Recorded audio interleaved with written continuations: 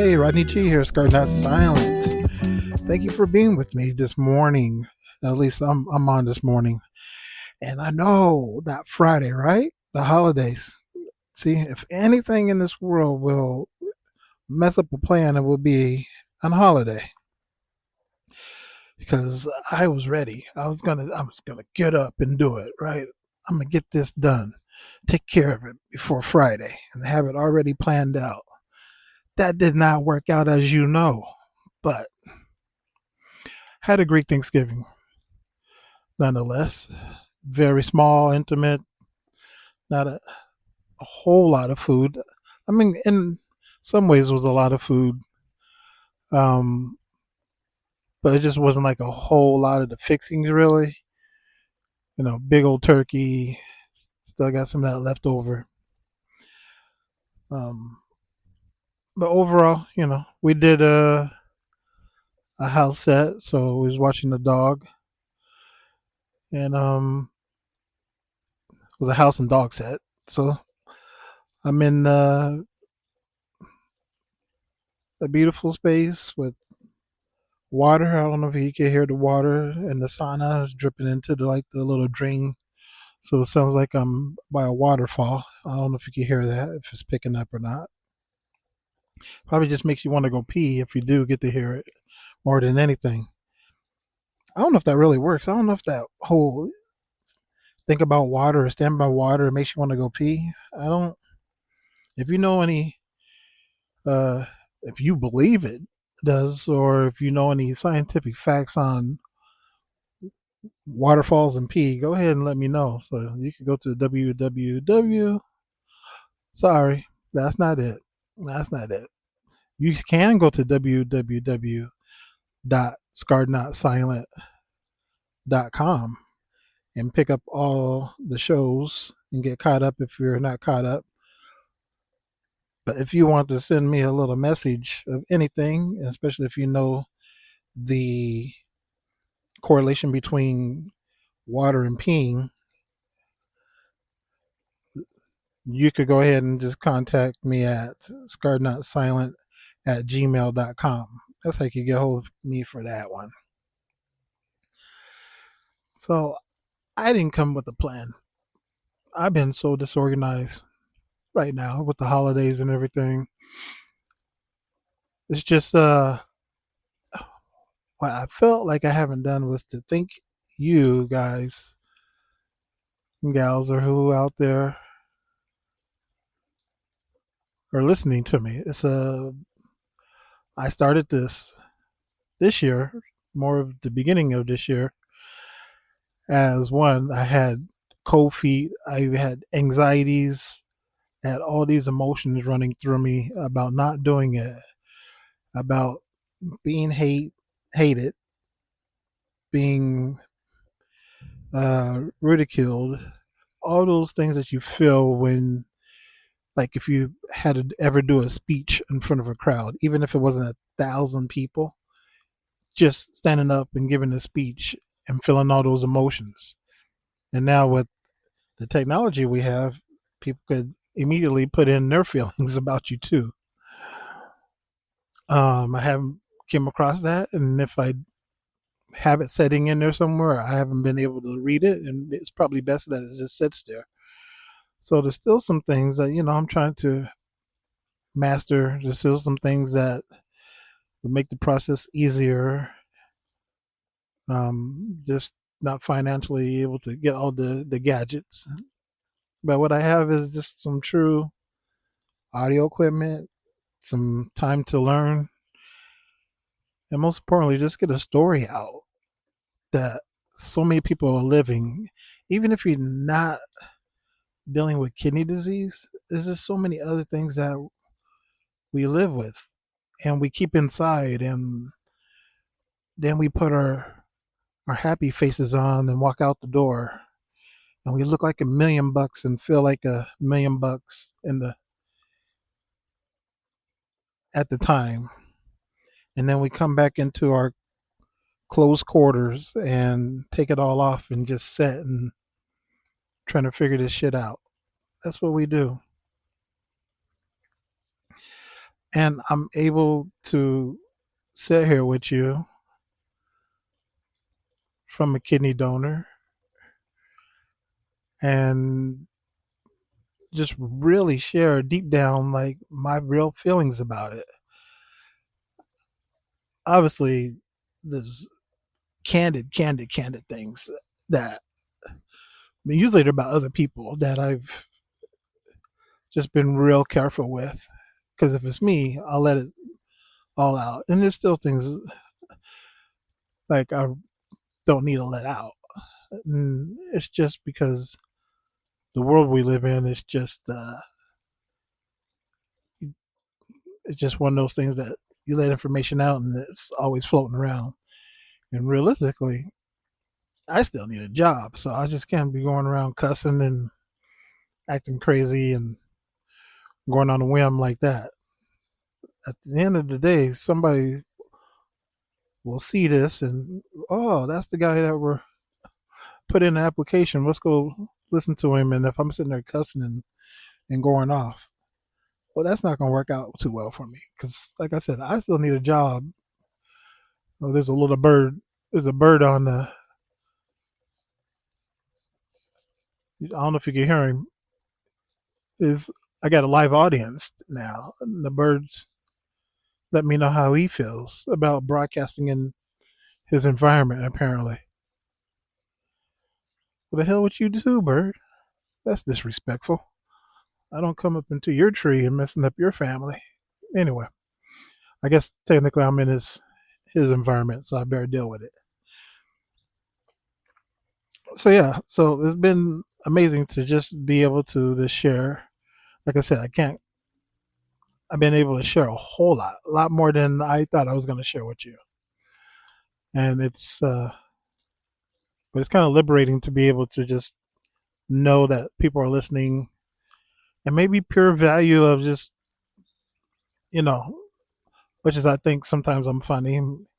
Maybe other people find entertainment in some of the stories I talk about that at the time are not real funny, but now, like you said, you could always laugh afterwards and just be able to share that, like internationally. Like I didn't ever think I was going to move to California or live in California. When I was a kid, I heard about California, but by no means did I ever think I would live in California in my lifetime. Not a thing. Coming from Iowa to California, I mean, I had to stop in Arizona first, and I knew that was more realistic because I had family out there. But to make the leap to California, oh, that was just something I never thought about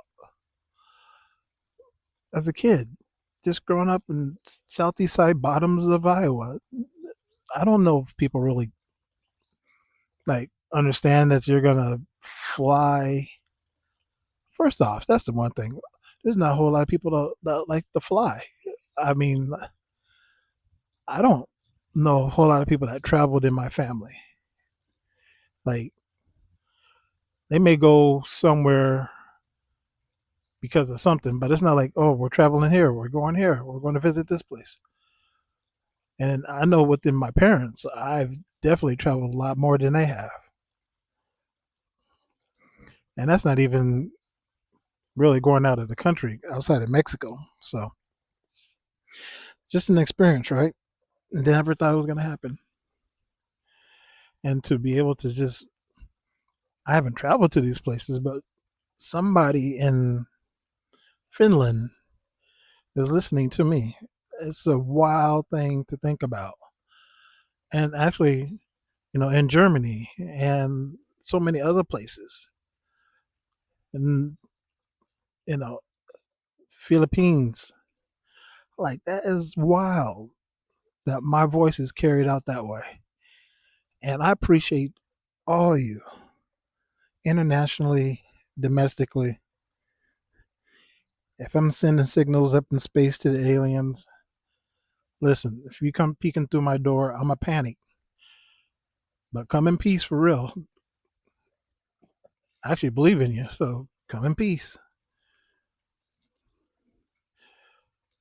We cool. And bring some space snacks. I want like snacks. Bring some space snacks. We can sit and have a conversation. Oh, I got another crowd. I got a crowd of quail. I don't know if you know what quail are. Usually, so they're really big in the Southwest, and they're these little birds. I imagine they could fly. Yep, they could fly. They just, yep, they fly. But they're always like they're packs, right? So there's usually babies. So they're all up on this ledge just looking at me now. Holy, there's about 30 quail coming over this way. I think they need some personal development. Maybe they got kidneys issues. I don't know. This is my most like impromptu show ever with the wildlife. I can't even remember the one that brought all the animals. I want to say Mary Poppins, but I'm not sure if that's it or not. Snow White, one of them. I'm over here. I got a crowd of quail. The bird finally stopped harassing me and took off. There's another one in the background that started up. And I got more quail coming. Oh my gosh. Holy. Okay. It's a little ironic. I've never seen that many. Okay, let's keep it moving.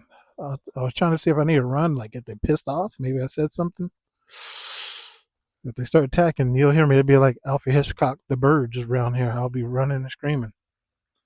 Help me, please. Help me, please. Okay. So I'm about to wind it down because now it's just coming a freaking Dr. Doolittle fest over here. And I just wanted to thank you. Like I said, I didn't have a whole lot. I got things to do, holidays. But my main thing was to let you know really about just thinking thinking you today. I know it's past Black Friday. You got your gifts. And you're ready, or unless you're a last minute shopper,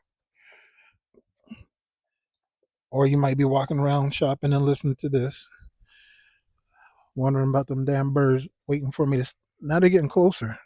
You probably want me to stay on to see if I'm going to get attacked, but I'm not going to give you the glory of me screaming and hollering through this beautiful development. Through these, you ain't going to hear me screaming through these rich people's neighborhoods for these birds to get off of me. That's what you're not going to do. Okay. Not everybody's rich out here, but they're very wealthy. So you're not going to get the, oh my gosh, it really is getting closer. Holy, oh, now the babies are coming. Okay, I think they, I want you ever seen a black person before. Maybe that's where they're coming to check me out to see a black person up here because they are really inquisitive right now. Huh. All right, I think they're all going to take off. One, the leader flew over the fence. So I think it's, no, the other ones are staying. Holy, there's more coming. Yeah, I'm getting out of here. I'm getting, oh, they all took off. Okay, I'm safe. I thought I was about to get mauled by.